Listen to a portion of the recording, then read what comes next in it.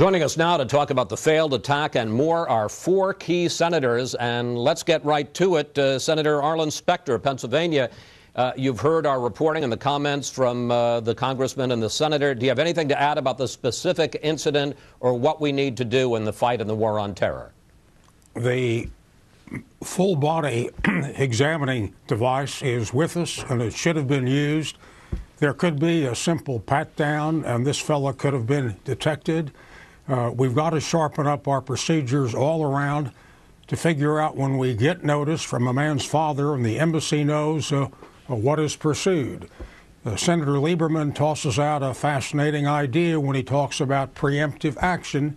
That's a big, complex subject, but one we ought to be considering. Senator Menendez, your thoughts both about this specific incident and what it says about the larger war on terror, especially in what Senator Lieberman identifies as perhaps the future war, the next war, Yemen. Well, I'm glad to see the Obama administration has been paying attention to Yemen. I do think that we need to be one step ahead of the terrorists. They need to be successful only once. We have to be successful 100% of the time. So we've got to be thinking ahead of the curve. What are all of the potential scenarios in which we could be attacked in terms of what vehicles could be used, what instruments could be used against us? Secondly, clearly the question is there real in-time use of this intelligence? Should this person not have been elevated based upon the family's presentation to our embassy in Nigeria? And so those are some of the questions that have to be answered in the upcoming hearings. Senator Shelby?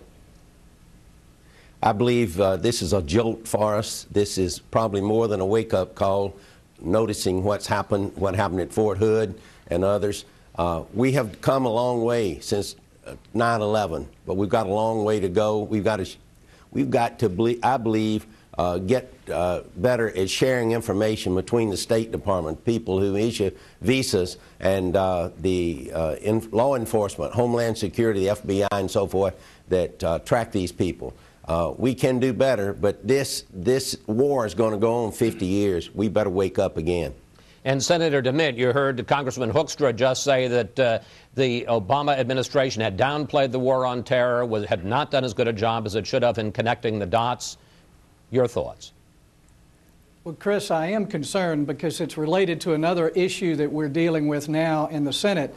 The administration is intent on unionizing and submitting our airport security to union bosses' collective bargaining. And this is at a time, as Senator Lieberman says, that we've got to use our imagination. We have to be constantly flexible. We have to outthink the terrorists.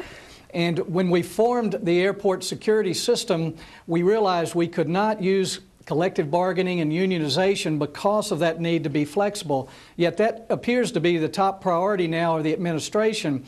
And this whole thing should remind us, Chris, that the soft talk about engagement, closing Gitmo, these things are not going to appease the terrorists. They're going to keep coming after us, and we can't have politics as usual in Washington, and I'm afraid that's what we've got right now with airport security.